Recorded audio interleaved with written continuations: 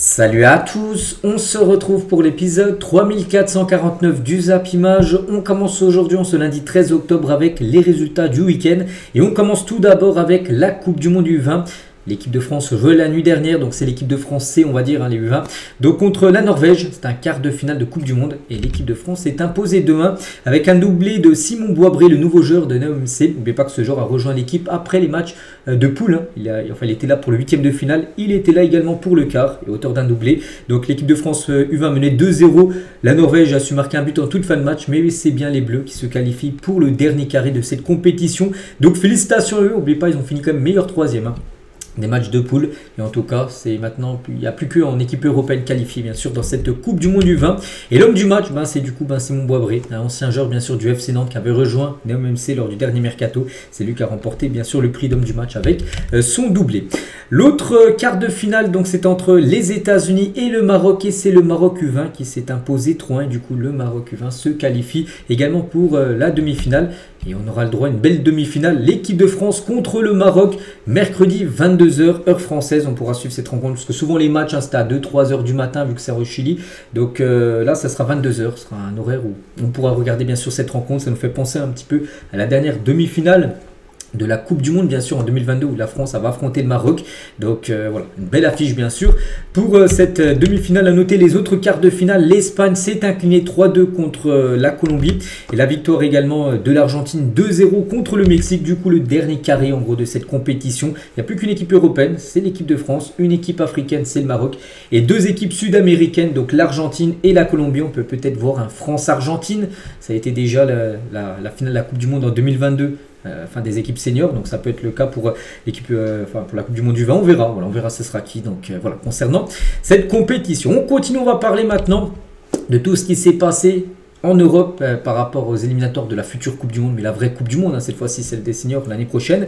Et on commence tout d'abord avec les Pays-Bas qui jouaient contre la Finlande, c'était hier soir, et festival pour les Néerlandais, victoire 4-0. On peut voir que Malen a été buteur, Van Dijk a également marqué, Cody Gakpo et aussi Memphis Depay, donc parfait bien sûr pour les Pays-Bas qui sont quasiment qualifiés. Voilà, pour la Coupe du Monde, c'est pas encore fait officiellement, mais encore une victoire et ça sera ok. Donc Memphis Depay, un buteur et passeur D, c'est un record. Memphis Depay devient le meilleur passeur de l'histoire des Pays-Bas. Il est également le meilleur buteur de l'histoire de la sélection. Voilà, donc 53 buts là, c'était il y a à peu près le dernier rassuré au mois de septembre qu'il avait été meilleur buteur de la sélection. Et maintenant, il est aussi meilleur passeur, 35 passes D, 53 buts. Légende absolue, bien sûr, du côté des Pays-Bas, Memphis Depay. Un autre match, c'est entre le Danemark et la Grèce. Donc c'est le Danemark qui réalise une très belle opération, s'imposant 3. On peut voir que Rasmus Højlund a encore été buteur, lui qui avait déjà marqué lors du match précédent, bien sûr, avec les Danois. Donc parfait, bien sûr, pour le Danemark. Et tiens, pour revenir sur Højlund, buteur face à la Grèce. Donc sur ces 4 derniers matchs, contre la Biélorussie, il a même marqué un doublé et une passe D. Donc la Grèce hier, un but. Et avec Naples, un but contre le Genoa et un doublé contre le Sporting. On se souvient à Manchester United, il n'arrive plus du tout à marquer. Et les Rennais, que ce soit en sélection ou avec son club, du Napoli. Et concernant l'équipe que le Danemark a battu, la Grèce, c'est officiel. La Grèce ne participera pas à la Coupe du Monde 2026. Leur dernière participation remonte à la Coupe du Monde 2014. Mais c'est sûr et certain, même s'ils gagnent leur dernier match, ils ne seront pas à la Coupe du Monde. C'est fini, on peut dire, pour l'équipe grecque. On continue, on va parler des îles Féroé contre la République tchèque. Et grosse surprise, quand même, les îles Féroé se sont imposées 2-1 contre la République tchèque. N'oubliez pas que les îles Féroé, les gars, c'est un tout petit pays, les gars. Il y a seulement 54 000 habitants. Ils ont quand même battu la République tchèque, je ne sais pas, c'est en millions d'habitants, bien sûr, la République tchèque. Et pour l'instant, on peut voir cette poule, bien sûr, où la Croatie, bien sûr, domine au même niveau que la République tchèque. Ça, c'est une bonne nouvelle, que la Croatie, pour la Croatie, vu que la République tchèque s'est inclinée hier contre les îles Féroé. Donc voilà, concernant, bien sûr, cette poule. Concernant la Pologne de Robert Lewandowski, donc il jouait également hier. Donc victoire 2-0 pour les Polonais. Donc parfait, Lewandowski a été buteur, un attaquant du FC Barcelone. La Croatie, jouait également contre Gibraltar, victoire 3-0 des Croates. Donc pour les buteurs, côté bien sûr Croatie, donc eux aussi bien parti pour se qualifier. En plus avec la défaite de la République tchèque, c'est parfait pour eux. Il y avait aussi la Roumanie contre l'Autriche. L'Autriche qui a gagné 10-0 le dernier match contre Saint-Marin, mais là ça a été plus compliqué pour eux. Ils sont inclinés 1-0 contre la Roumanie. En plus le but, regardez, Guita à la 95e minute du match. Donc de gros regrets bien sûr pour les Autrichiens. Tous les autres résultats de la journée d'hier, bien sûr dimanche, il y a qui j'ai pas parlé, je crois que je parlais de tous les matchs. L'Écosse qui s'est imposée 2-1 contre la Biélorussie. Ou sinon, Chypre s'est imposé 4-0 contre Saint-Marin. Là, pour parler bien sûr de toutes les rencontres des matchs de dimanche. Et pour revenir les gars sur les matchs de samedi, parce que le lundi, vous savez, on fait le débrief des rencontres de dimanche et de samedi. Donc samedi aussi, on va revenir sur les matchs internationaux. Tu as l'Espagne contre la Géorgie et c'est l'Espagne qui s'est imposé 2-0 avec un but de Pinot et un but de Oyarzabal. Magnifique but de Oyarzabal. Donc à noter que Ferran Torres, les gars, a tenté un penalty pas inscrit. Sinon, ça a pu faire 3-0. Bon, bref. Et pour parler de Ferran Torres, il n'a pas marqué, mais en tout cas, il a fêté sa 50e sélection avec l'Espagne. Il n'a pas marqué. Pourtant, comme je dis, il a eu un penalty, mais c'est 23 buts comme inscrit pour Ferran Torres. Bon, à noter quand même qu'il a obtenu une note basse, une note de 5.9, comme j'ai dit. Il a raté un penalty et raté 3 grosses occasions lors de ce match. Ferran Torres, mais c'était sa 50e apparition du côté de la sélection Espagne. Le Portugal jouait également samedi soir contre l'Irlande. Ça a été dur pour les Portugais. Ils se sont imposés 1-0 grâce à Ruben Neves à la 91e minute du match. Alors, toute fin de partie.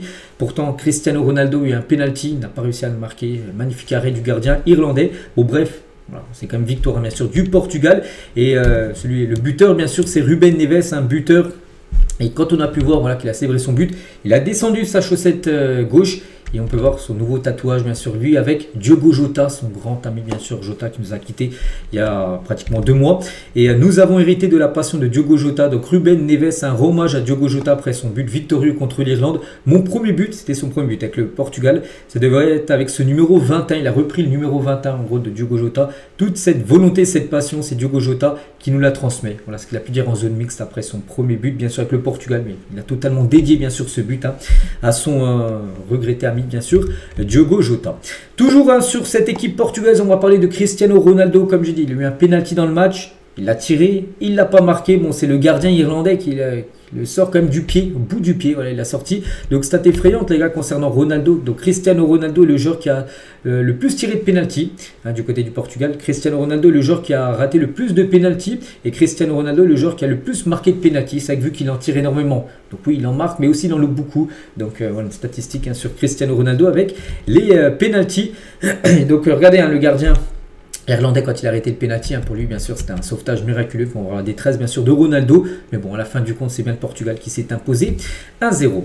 Et toujours avec le Portugal, on va parler aussi de Roberto Martinez, le sélectionneur, commente sur le cas João Neves et affirme que tout va bien entre le PSG et le Portugal, parce que de base Roberto Martinez avait appelé João Neves au rassemblement du Portugal. Pourtant il était blessé, donc Paris n'avait pas compris. Il a dit notre relation avec en gros Paris est parfaite, j'ai appelé João Neves car il y avait une possibilité qu'il joue le dernier match du rassemblement, mais nous n'appelons aucun joueur qui est inapte physiquement, il n'y a eu aucune confusion. Donc en gros après on a appris que João Neves du côté forfait, du coup il est resté à Paris pour se soigner. On continue avec d'autres rencontres, c'était l'Estonie contre l'Italie et l'Italie s'est imposée 3-1. On peut voir les buteurs, Retegui a été buteur, Esposito a également été buteur et Moskin les gars était également buteur au bout de 5 minutes de jeu. Mais à noter que Moskin, premier buteur du match, il est sorti sur blessure, ça c'est un coup dur bien sûr pour sa sélection, lui souhaite un bon rétablissement. La grosse victoire de la Turquie du côté de la Bulgarie, victoire 6-1 avec ses deux pépites, bien sûr Yildiz le joueur de la Juve et Arda Güler bien sûr joueur du Real qui ont été décisifs. Yildiz c'est auteur d'un doublé et Arda Güler c'est un but et 2 passes décisives, donc très bon bien sûr les deux cracks turcs et voilà grosse belle équipe bien sûr cette équipe turque. Et Arda Güler gros début de saison, donc 12 matchs si on prend en compte aussi le Real Madrid, c'est déjà 4 buts et 6 passes D. Pour Arda Güler, on a l'impression là cette saison il passe un palier par rapport à la saison dernière. Déjà il joue beaucoup plus, que ce soit au Real ou avec la sélection turque, puis les stats sont là bien sûr pour le jeune turc. Et toujours avec cette sélection turque, on va parler aussi de Berke Özer. On avait parlé de lui à peu près 2 ou 3 semaines quand il a arrêté 3 pénaltys de suite lors d'un match contre l'AS Roma avec l'Europa League, enfin avec Lille en Europa League. Et en tout cas c'est officiel, il a décidé de quitter le rassemblement de la Turquie, parce que je crois, pas sûr, mais j'ai pu voir que ce match-là, c'est pas Lucas Golé, c'est un autre gardien. Et du coup, il était très déçu de ne pas rigoler. Du coup, il est parti. Lui dit en gros, c'est parce qu'il est blessé, mais il y en a en gros qui disent c'est parce qu'il est frustré de ne pas avoir été titulaire et du coup, il retourne à Lille. Le gardien du LOSC est frustré de sa non-présence dans l'effectif turc. Sa fédération dénonce un comportement inacceptable de sa part. Donc, comme j'ai dit, lui il dit qu'il est blessé. Mais du côté de la Turquie, on dit plutôt qu'il est déçu de ne pas avoir gaulé. Du coup, c'est pour ça qu'il est retourné à Lille. Donc voilà, concernant Berke Özer. On continue tiens, aussi avec ce match. Hein. Donc c'était la Serbie contre l'Albanie. Et c'est l'Albanie qui s'est imposée 1-0 grâce à Manage, un but juste avant la mi-temps inscrit. Donc voilà, victoire importante bien sûr des Albanais. La Norvège aussi de Erling Haaland contre Israël. Victoire 5-0 bien sûr des Norvégiens avec un festival bien sûr d'Erling Haaland, auteur d'un triplé. Encore un triplé. Hein. C'est pas son premier en carrière, pas du tout. Mais Erling Haaland, les gars, auteur d'un triplé, comme j'ai dit, face à Israël. Le Norvégien est buteur pour son 10e match consécutif. On parlait d'Mbappé, un 10 matchs d'affilée buteur. Et ben lui, c'est exactement pareil. Depuis le match contre Brighton, bien sûr, avec City, mais il a enchaîné. Hein. Il a même marqué un quintuplé, des doublés. Et là, c'est un triplé ce week-end contre Israël. 10 matchs d'affilée et beaucoup de buts inscrits, bien sûr, pour Erling Haaland. Et par rapport à ses triplés, son 27e triplé comme en carrière, à seulement 25 ans. Donc il en a inscrit 6 avec la Norvège, 1 avec Molde, 5 avec Salzbourg, 4 avec Dortmund et 11 avec Manchester City, ce qui fait 27 triplés inscrits dans sa carrière. Donc quand on parle de par exemple un quintuplé, ça le compte en triplé bien évidemment. Donc voilà, concernant bien sûr Erling. Hein. Et le début de saison de ces 3 joueurs est juste lunaire bien sûr. Donc Haaland du coup, c'est 12 matchs, 21 buts. Erling Haaland si on rajoute bien sûr, City plus Norvège et 3 passes D. Mbappé c'est 13 matchs, 17 buts, 4 passes D. Et Harry Kane c'est 10 matchs, 18 buts et 3 passes D. Nous ne sommes même pas mi-octobre, hein, ils ont déjà des stats complètement folles ces 3-là. Voilà, vraiment ils sont en grande forme, hein, bien sûr, ces 3 attaquants de ces 3 équipes différentes. Concernant les autres résultats de la journée de samedi, à qui je n'ai pas parlé, par exemple la Hongrie, hein, tout en haut à droite, s'est imposé 2-0 contre l'Arménie. Le match nul entre la Lettonie, je crois, et Andorre, 2 partout. Voilà, sinon tous les autres matchs, on en a parlé, bien sûr, un peu plus précisément. Donc voilà, concernant bien sûr ces éliminatoires de la zone Europe et le programme aujourd'hui, parce qu'il y a encore des matchs aujourd'hui et demain. Donc tout d'abord aujourd'hui lundi, voici le programme. Donc l'Allemagne par exemple se déplace en Irlande du Nord. Donc la France, Islande, on va en parler bien sûr juste après. L'Ukraine reçoit l'Azerbaïdjan dans le groupe bien sûr des Bleus. La Suisse se déplace en Slovénie. La Belgique se déplace au Pays de Galles. Et on va parler de la Macédoine du Nord contre le Kazakhstan. Parce que pour l'instant, la Macédoine du Nord, très bien classée dans sa poule. Mais pas le dernier match, ils ont accroché comme la Belgique 0-0. Et il faut qu'on parle quand même de la Macédoine du Nord. C'est énorme ce qu'il réalise, ce pays de seulement 1,7 million d'habitants. Tout petit pays. Donc premier du groupe J, après son match nul contre la Belgique. Et l'espoir de décrocher une qualif historique à un mondial. Ils n'ont jamais joué bien sûr une Coupe du Monde. Et pour l'instant, n'oubliez pas que c'est dans chaque poule les premiers qualifiés. Mais pour l'instant, c'est eux les premiers, bien sûr. La Macédoine, voilà, 12 points. Donc la Belgique, 11 points. Pays de Galles, 10 points. Après, à noter que la Belgique, Pays de Galles ont un match en retard, bien sûr. Donc à noter aussi qu'aujourd'hui, on peut voir que la Belgique joue contre le Pays de Galles. Voilà, donc par rapport à ce match, donc la Macédoine doit s'imposer voilà, contre le Kazakhstan pour continuer à être premier. Mais voilà, c'est vrai qu'ils peuvent, pourquoi pas, décrocher une première place. On verra. Parce que comme j'ai dit, la Belgique et le Pays de Galles ont un match en retard. On continue, on va parler cette fois-ci de l'équipe de France. Donc ce soir contre l'Islande, ce soir la France peut être le premier pays européen à décrocher son ticket officiellement pour la Coupe du Monde. Si la France gagne ce soir, le ticket sera là, hein, sûr et certain de la Coupe du Monde. Donc il va falloir prendre les 3 points en Islande. Donc tout d'abord Mbappé, on a parlé ces derniers jours, donc il est bien forfait hein, pour le match face à l'Islande. Touche à la cheville droite face à l'Azerbaïdjan, donc vendredi soir. L'attaquant va quitter le rassemblement, donc il a déjà quitté le rassemblement bien sûr. Il est déjà parti du côté de Madrid. Et le Real Madrid, bien sûr, la mauvaise, hein, après la blessure de Kylian Mbappé. Le club est surpris que Mbappé ait joué la quasi-totalité de la rencontre face à l'Azerbaïdjan. Pour les Merengues, le staff des Bleus était au courant que l'attaquant est arrivé avec une gêne à la cheville. Hein, il avait été blessé lors du dernier match contre Villarreal. Hein. Donc cette décision de le faire autant jouer d'entrée est très mal perçue du côté du Real. Après, il ne faut pas oublier les gars que Kylian Mbappé, capitaine de l'équipe de France, avait dit la veille, hein, en interview, il est en conférence de presse, il avait indiqué vouloir jouer la rencontre. Il avait dit, hein, je me sens bien, j'ai pas d'inquiétude particulière, j'ai envie de jouer. Donc voilà, après Deschamps, il écoute le ressenti du joueur. Hein. Le joueur, voilà, Mbappé lui a dit que ça allait, il n'y avait pas de souci, il voulait jouer. Après, il a été blessé parce que c'est un adversaire qui lui a touché, qui lui a mis un coup à la cheville. Hein. Si cet adversaire-là n'aurait pas touché la cheville, je ne pense pas qu'il aurait une blessure, bien sûr, Kylian Mbappé. Donc voilà, bon, le Real Madrid a quand même mauvaise hein, envers Deschamps qu'il a fait jouer autant de minutes. Hein. Lors de cette rencontre, de toute façon, ce soir, c'est sûr et certain, Mbappé ne joue pas, il est forfait pour cette rencontre. Et à noter, les gars, qu'il a passé des tests, une IRM hein, du côté de Madrid pour voir sa gravité de sa blessure. Bon, rien de grave hein, pour Kylian Mbappé. Il devrait s'entraîner avec le Real Madrid cette semaine. Tiens, le reprise de l'entraînement, c'est aujourd'hui lundi. Du côté du Real, là, les 2 derniers jours, c'était des jours off. Hein. Il sera disponible normalement contre Étaffe, donc le week-end prochain, en Liga. Et toujours avec Kylian Mbappé, il a été aussi questionné, interviewé par Movistar Plus. Movistar, c'est un un média espagnol. Hein. Donc par rapport à son poids perdu lors de la dernière Coupe du Monde des clubs, il a perdu beaucoup de poids lors de son infection en juillet. Hein. Souvenez-vous, il avait la gastro, tout ça. Il était malade, il avait loupé les 3 premiers matchs du Real lors de la Coupe du Monde des clubs. Il a dit j'ai perdu environ 7 kilos pendant qu'il était malade. Quand j'étais malade, donc, mais là j'en ai repris 2 ou 3. Tout compte fait, et ben, je suis beaucoup plus léger bien sûr, hein, vu qu'il n'a pas récupéré ses 7 kilos. Et il dit je me sens très bien et pour l'instant ben, il ne veut pas récupérer ses 7 kilos. Il dit il a récupéré 2 ou 3 kilos. Et pour l'instant ben, il est plus fin, plus maigre, mais il sent très bien. Donc voilà, pour l'instant, il est au top de sa forme. Et Kylian a la preuve, bien sûr, avec les derniers matchs où à chaque fois il a marqué. Hein. Et Kylian aussi demande aux gens de baisser leur attente vis-à-vis des joueurs, bien sûr. Je peux comprendre hein, les gens qui restent assis dans leur canapé et me disent que je gagne beaucoup d'argent. Mais nous avons besoin aussi de plus de repos pour régénérer le corps. Voilà, je n'ai jamais vu un footballeur jouer 60 matchs à son meilleur niveau maximum. Voilà, il dit par rapport à tous les matchs, les compètes, bien sûr, les calendriers infernales. Il dit que voilà, tu peux pas jouer tous les 2 jours, 3 jours, même 3 jours, c'est compliqué. Actuellement, les programmes, c'est tous les 3 jours, bien sûr, quasiment des rencontres hein, pour les grands joueurs. Donc, il faut laisser du temps pour régénérer le corps, sinon, bien sûr, les blessures arrivent. Hein. On en voit régulièrement. Et toujours, tiens, avec Kylian hein, sur Téléfoot hier, hein, les inspirations de Mbappé sur le rôle de capitaine qu'il a, par exemple, du côté de l'équipe de France. Donc, il a pris exemple, par exemple, sur Sergio Ramos, ça l'a inspiré hein, par rapport à être capitaine. Marquinhos, hein, bien sûr, ou même Hugo Lloris. Voilà, c'est ses inspirations, enfin, qu'il a dit sur Téléfoot. Donc voilà, on clôture la page Mbappé. On va parler aussi de Konaté. Donc Konaté, souvenez-vous aussi le match, hein, le dernier match avant l'équipe de France, c'était blessé avec Liverpool, hein, c'était contre Chelsea. Et Konaté, lui aussi, forfait pour le match contre l'Islande. Voilà. Donc touche à la cuisse, le défenseur de Liverpool a quitté le rassemblement. Il n'avait pas joué déjà le match contre l'Azerbaïdjan, il était incertain. Donc là aussi, hein, il est forfait pour le deuxième match, bien sûr. Ibrahima Konaté retourne du côté de Liverpool. Il est remplacé par Benjamin Pavard, qui est appelé en équipe de France. Il remplace Konaté. Donc Pavard, pareil, au mois de septembre, il n'avait pas été appelé. Il avait remplacé un joueur aussi qui avait été blessé. Et bien la même chose, là, il revient aussi en équipe de France. Mais 2 fois, c'est des remplacements pour Benjamin Pavard. On va parler de Mike Maignan, du coup, vu que Mbappé ce soir n'est pas là. Et bien du coup, c'est lui qui aura le brassard de capitaine. Donc il sera capitaine ce soir. Il sera titulaire et capitaine ce soir, Mike Maignan. Le gardien, bien sûr, de l'AC Milan. Et Mike Maignan, tiens, il est en conférence de presse en tant que capitaine, bien sûr, des Bleus avant le match contre l'Islande. Et sur Lucas Chevalier, un peu la même trajectoire que lui.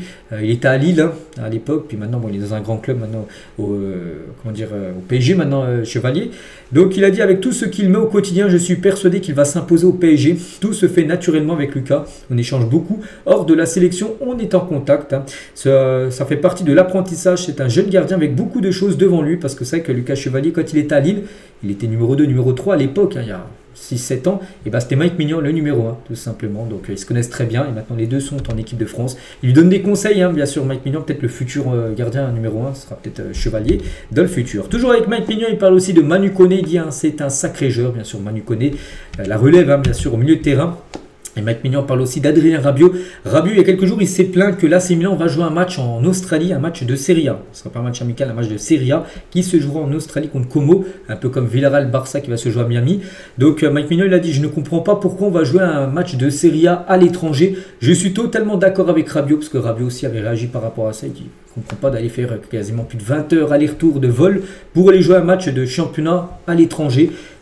Donc ça passe pas bien sûr et lui aussi il ne comprend pas voilà, cette décision. Bon, c'est seulement financier bien sûr, que ce soit pour Como, même l'AC Milan, même la Serie A, ils vont toucher un gros chèque hein, pour aller jouer un match hein, du côté de l'Australie.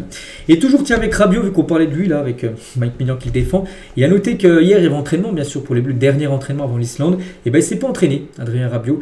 Le Milanais a reçu un coup au mollet, annonce Didier Deschamps, donc ce soir très incertain, Rabiot il pourrait être soit forfait ou soit être sur le banc, bien sûr lors de cette rencontre. Donc à noter toujours avec le match ce soir contre l'Islande, Mateta pourrait lui être titulaire ce soir avec l'absence d'Mbappé. Il y a des chances de voir peut-être Jean-Philippe Mateta dans le 11 de départ. Voici à quoi devrait ressembler cette équipe de France, donc avec Mike Maignan bien sûr au but. Lucas Digne devrait commencer à gauche avec Upamecano, Saliba, Jules Koundé à droite, de Koné, Kamavinga. Il y aurait Nkunku, Olysée, Aklouche et Mateta. J'ai vu que aussi Aklouche pas sûr, hein. Ça peut être Thauvin ou Aklouche, ça va se jouer entre les deux, mais il y aurait quand même 7 changements par rapport à l'Azerbaïdjan. Il y aura beaucoup de Hugo Ekitike, tout ça. Il y avait qui Mbappé qui n'est pas là. Théo Hernandez avait commencé titulaire, Rabiot aussi avait commencé titulaire le dernier match. Ils devraient tous commencer sur le banc. Voilà, ce sera plutôt une équipe de France remaniée ce soir. Objectif bien sûr gagner. Si elle la gagne, comme je dis, hein, l'équipe de France aura son ticket pour la Coupe du Monde. Et en parlant tiens, de Florian Thauvin, comme j'ai dit, hein, c'est marqué à Clouche, mais ça va se jouer entre lui et Thauvin, bien sûr, cette place d'ailier droit, désolé. Et Thauvin, quand même, a impressionné le staff des Bleus avec un taux de masse grasse à seulement 7,5%. C'est très faible, hein. Il est au top, on l'a physiquement tout, hein, Thauvin. Donc il s'est aussi imposé une nutrition sans gluten, voilà, pour être au top. Les jeunes du groupe ont trouvé en lui un homme capable de connecter les générations. N'oubliez pas que Thauvin, hein, dans cette équipe de France, c'est le joueur le plus vieux quand même, hein, Thauvin. Voilà, je ne sais plus à quel âge, mais voilà, en termes d'âge, c'est lui le plus vieux actuellement. Hein. Et à un moment, toujours avec Thauvin, les révélations fortes de Thauvin, aussi après son retour en bleu, à un moment donné, j'étais plus proche d'arrêter ma carrière que de revenir bien sûr en équipe de France. Hein. J'étais très touché, car tous les gars du vestiaire ont été très heureux pour moi. J'ai vu beaucoup de sincérité. Ma plus grande fierté, c'est de ne pas avoir baissé les bras. Voilà, parce qu'il y a une période, c'était très compliqué pour lui. Et voilà, il s'est relancé, puis il est venu aussi en France, hein, il a été peut-être plus médiatisé du côté de Lens que du côté du Dinez à l'époque. Et tout ça lui ont fait revenir, enfin, grâce à ça, il est revenu bien sûr jouer en équipe de France. N'oubliez pas, de base, il n'avait pas été appelé. Hein. Il a remplacé Bradley Barcola, du coup, qui avait annoncé forfait. Et toujours, tiens, avec Thauvin, vu qu'on parle de lui, et ben c'est lui quand même l'homme, enfin, le joueur du mois de septembre du côté de la Ligue 1. On a le choix entre lui, Vitinha, le joueur du PSG, et Del Castillo, joueur de Brest. Hein. Et ben c'est Florian Thauvin qui a remporté ce prix du joueur du mois de septembre. Hein. 7 ans après, j'ai remporté ce prix, mais il y a plus de 7 ans en arrière. Hein. Et ben il remporte de nouveau ce prix. Hein. Donc voilà, pour montrer vraiment la belle forme actuellement du joueur Thauvin. On continue les gars, on revient nous sur les matchs bien sûr d'hier, hein, mais on prend maintenant la direction du continent africain. Il y avait des rencontres bien sûr hier et tout d'abord le Ghana jouait contre les Comores, petite victoire des Ghanéens, donc 1-0. Tiens, Mohamed Kudus, hein, le joueur de Tottenham, a été buteur, il fait un gros début de saison, hein, que ce soit avec le Ghana ou avec son équipe bien sûr Tottenham. Donc 1-0, mais voilà, le Ghana, comme on avait parlé ces derniers jours, il manquait rien pour être qualifié, donc une victoire, ça y est, c'est fait les gars. Le Ghana est officiellement qualifié pour le Mondial 2026. Ils obtiennent leur ticket, bien sûr, c'est fait. La 21e nation qualifiée officiellement. Donc du côté bien sûr de l'Afrique, on savait déjà le Maroc, Tunisie, l'Égypte, l'Algérie et maintenant le Ghana. Voilà. Donc il reste encore beaucoup de place à prendre. Hein. Bien, par exemple, l'AFC, donc là c'est encore les... bien sûr en Asie, la CAF bien sûr c'est du côté de continent africain, l'UEFA c'est toutes les places européennes avec peut-être l'équipe de France ce soir qui sera qualifiée, peut-être le 22e pays sera la France, on verra ce soir. Donc puis il y aura 2 places au barrage, hein, tout en bas à droite qui seront désignées un peu plus tard, je crois que ce sera en mars prochain. Mais voilà, pour l'instant 21 nations avec le Ghana qu'on a pris bien sûr hier. Hein. Donc il reste encore 4 tickets directs, hein, pour la zone Afrique pour le mondial 2026. En tout il y aura 9 équipes africaines et peut-être une 10e par rapport bien sûr aux barrages, hein, qui seront effectués comme je dis un peu plus tard, certainement mars prochain. On continue avec le Burkina Faso qui s'est imposé face à l'Éthiopie 3-1 et valide quasiment sa place au barrage. C'est plus possible, hein, de finir premier. Mais voilà, au barrage, bah, ça sent très bon pour eux. Donc voilà, Kaboré, les gars, Landry Kaboré, ce jour-là, il a mis le triplé. Donc triplé. Et victoire 3 bien sûr du Burkina Faso. Le Mali les gars jouait contre Madagascar et les Maliens se sont imposés 4-1. Félicitations à eux. Par exemple il y a Lassine Sinayoko, le joueur bien sûr de la GOCR, a été auteur d'un but, un même doublé, hein, j'ai même vu qu'il a marqué bien sûr le doublé. Donc voilà, victoire 4-1, mais surtout le Mali, on savait déjà qu'ils c'était plus possible pour eux la Coupe du Monde. Mais Madagascar, il y avait encore l'espoir, hein, d'aller au barrage. Avec cette défaite c'est fini, hein, pour les Malgaches. Hein. Donc Madagascar ne participera pas à la Coupe du Monde 2026 malgré de belles performances. Avec cette défaite hier contre le Mali, c'est fini. Il y aura, pour eux, passer par les barrages, hein, c'est plus possible. Donc voilà, ces 2 équipes-là ne seront pas qualifiées pour la Coupe du Monde. L'Égypte, qui ont déjà leur ticket, bien sûr, se sont imposés face à la Guinée-Bissau 1-0 et terminent quand même. Ça, c'était leur dernier match, bien sûr, des éliminatoires. Sur 30 points possibles, ils en ont pris quand même 26. Ouais, ils ont fini bien sûr en tête. Et du coup, ils se qualifient bien évidemment pour la suite de cette... Enfin, pour la suite, oui, la suite. Après, maintenant, c'est la Coupe du Monde direct, bien sûr, où ils sont qualifiés, les Égyptiens. Les autres résultats, par exemple, le Niger s'est imposé 1-0 en Zambie. La Centrafrique s'est imposée 3-2 du côté de Tchad.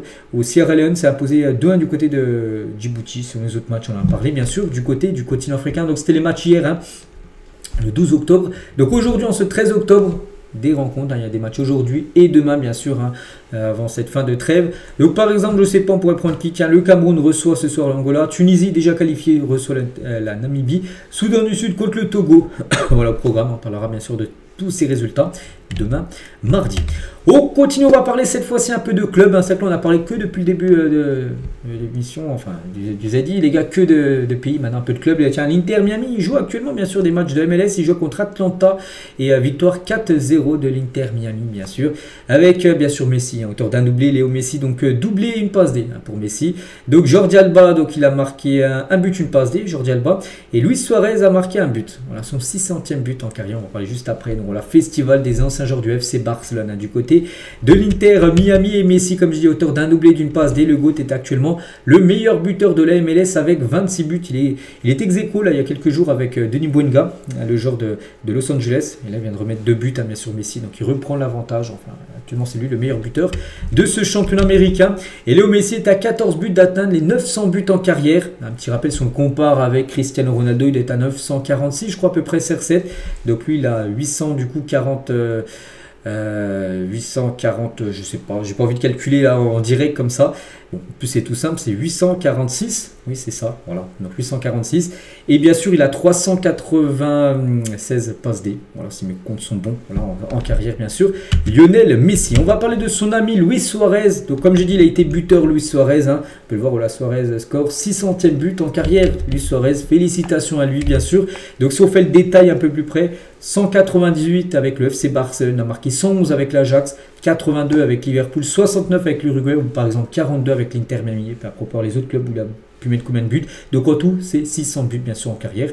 Pour Luis Suarez, c'est que si on compare avec Cristiano Ronaldo, il a marqué plus de 346 de plus, hein, comme CR7, alors qu'ils ont quasiment le même âge, les deux joueurs.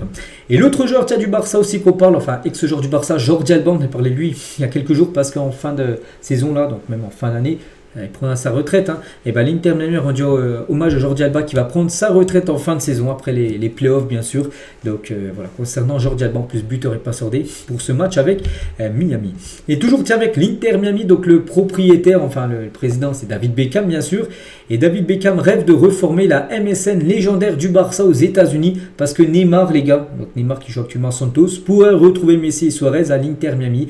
L'Inter Miami veut recruter Neymar et si Neymar arrive à Miami, et ben ça ferait la MSN hein, qu'on avait connue au Barça à l'époque, ben, ensemble cette fois-ci du côté de Miami. C'est l'objectif bien sûr de David Beckham de faire venir Neymar du côté de Miami. On continue, on va parler cette fois-ci d'Ousmane Dembélé. Donc hier il était à Évreux. On a parlé ces derniers jours que dimanche, les gars, dimanche après-midi, il était à Évreux. Retour pour lui, où il a commencé sa carrière de footballeur, bien sûr, pour présenter ce ballon d'or. Et ça y est, le roi Dembélé présente son ballon d'or à Évreux. Il y avait beaucoup de monde, bien sûr, pour l'acclamer. Il a reçu aussi la médaille d'honneur de la ville. Voilà, avec Ousmane Dembélé, ballon d'or, hein, bien sûr, avec la ville d'Évreux. Donc voilà, bien sûr, ce moment fort hein, pour Ousmane Dembélé. On continue, on va parler tiens, de son rival pour le dernier ballon d'or. On sait, hein, c'était bien sûr Lamine Yamal. Et tiens, lui, Lamine Yamal actuellement blessé. En tout cas, il poste beaucoup de photos, c'est qu'on sait beaucoup sa vie intime parce que c'est lui qui partage ça sur ses réseaux sociaux avec sa copine, bien sûr, où il est très amoureux, Lamine Yamal. N'oubliez pas qu'il doit revenir d'ici quelques jours, hein, jouer avec le FC Barcelone. Et toujours, tiens, avec Lamine Yamal, donc Zlatan Ibrahimovic estime que Lamine Yamal méritait plus le ballon d'or qu'Ousmane Dembélé. Le ballon d'or, hein, je l'aurais donné plutôt à Lamine Yamal. Il faut le juger, le joueur, concernant sa capacité à faire la différence individuellement. Et pour lui, dans la différence individuellement, bah, Lamine Yamal est meilleur en gros que Dembélé. Voilà. Donc il aurait préféré avoir un Lamine Yamal récompensé plutôt qu'un Ousmane Dembélé. Zlatan Ibrahimovic. Et toujours avec Lamine Yamal, c'est quand même la très grosse info comme du jour les gars. Donc Romain Molina sur Lamine Yamal. Donc Romain Molina, vous savez, c'est un journaliste hein, qu'on voit des fois des grosses infos. Il le dit hein, à Doha, donc au Qatar. On a dit, hein, on le veut à Doha. Il a décidé qu'on le veut. Quoi qu'il arrive, un jour, il nous le faut. Ça parle bien sûr de Lamine Yamal. Le PSG veut Lamine Yamal.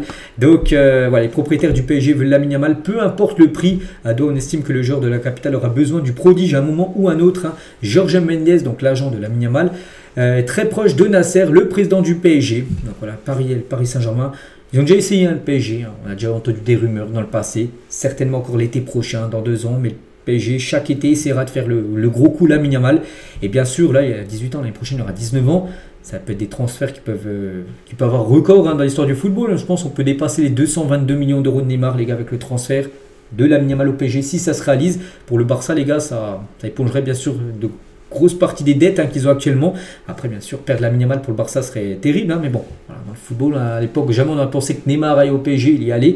Je vous dis que oui, que Lamine Yamal a des chances d'aller au Paris Saint-Germain, surtout vu comment joue le PSG actuellement. Voilà, donc on verra, mais voilà, ce sera quand même le gros feuilleton, je pense, dans les années futures, les gars. Lamine Yamal avec le Paris Saint-Germain.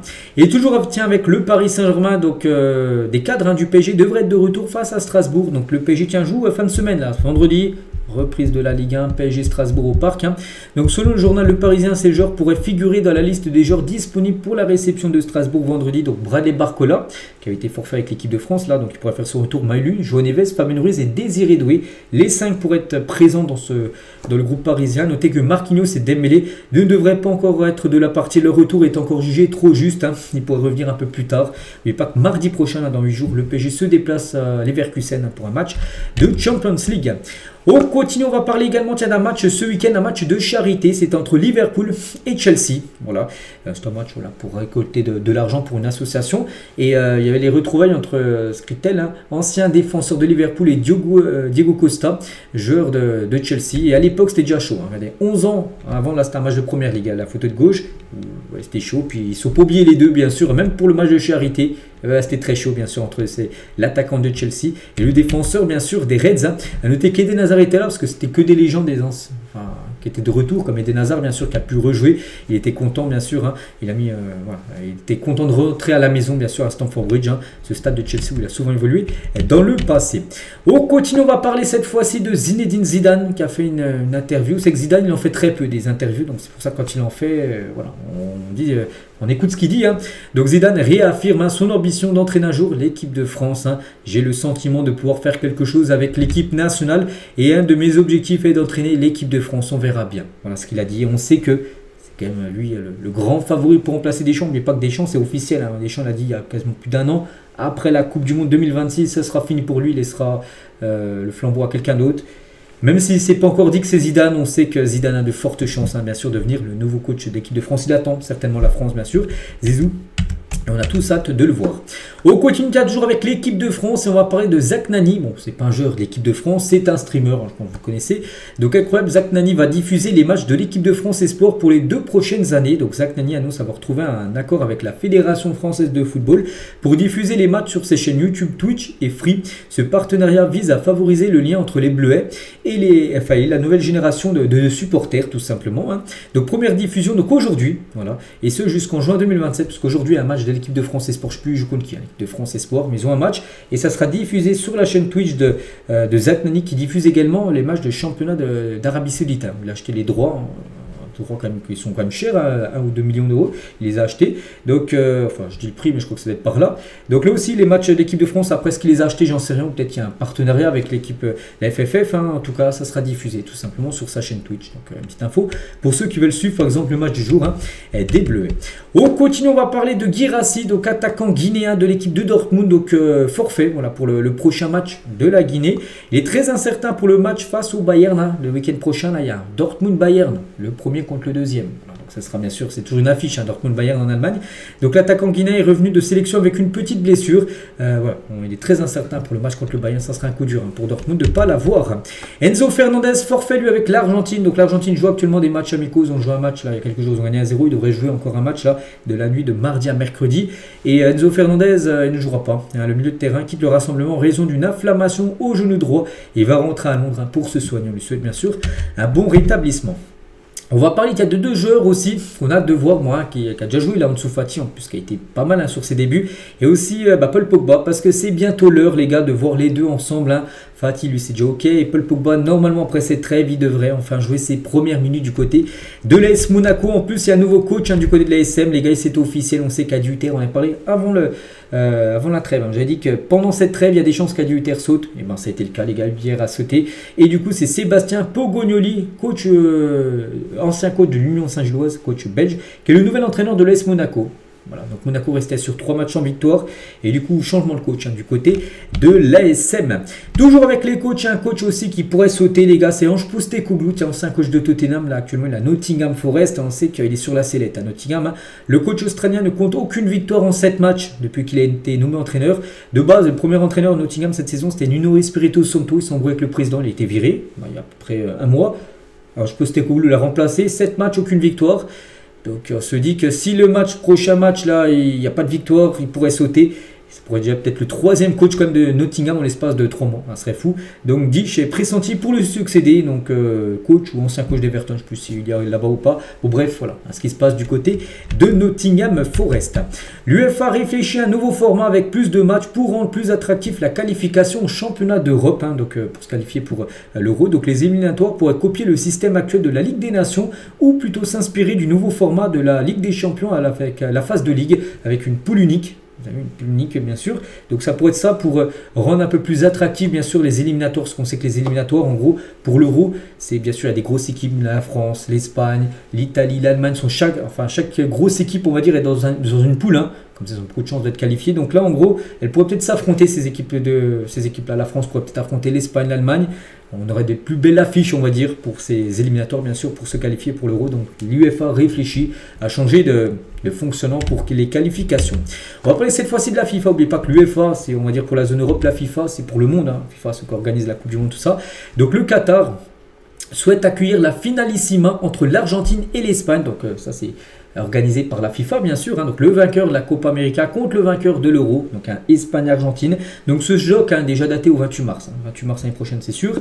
Donc pourrait se jouer au stade Losail, enceinte de la dernière finale de la Coupe du Monde 2022, qui avait vu bien sûr l'Argentine battre l'équipe de France au tir au but. Mais il pourrait avoir un Argentine-Espagne dans ce stade. N'oubliez pas que l'Argentine avait battu lors de la dernière finalissima l'Italie, je crois 3-0. C'était il y a quelques années. Donc voilà, concernant cette rencontre qui pourrait avoir lieu. Et on finit aujourd'hui, et qui a toujours avec la FIFA, qui envisage également le fait d'organiser la Coupe du Monde des clubs tous les 2 ans après celle de 2029. Donc là, elle a été faite là, il y a 3 mois. La prochaine 2029 et après les gars, donc ça pourrait au lieu d'être tous les 4 ans, tous les 2 ans. Je veux dire après au lieu que ça soit en 2000, du coup 34, voilà.